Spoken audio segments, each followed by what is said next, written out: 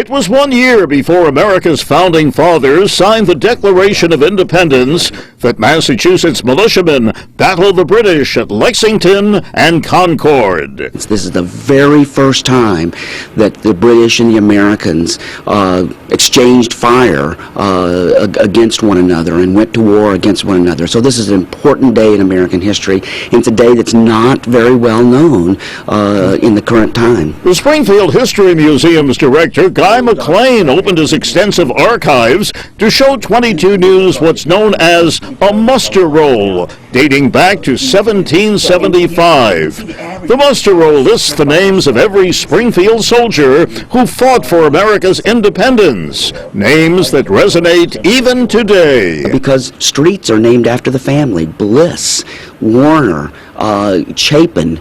These are names that are very well known in Springfield today, and these names are on the muster rolls to this muster roll during the American Revolution. McLean said it's now generally known that Patriots Day isn't just a state holiday in Massachusetts, but is officially observed also in Wisconsin. The hostilities of April 20th, 1775 is often referred to as the shot heard round the world, a shot still being heard today.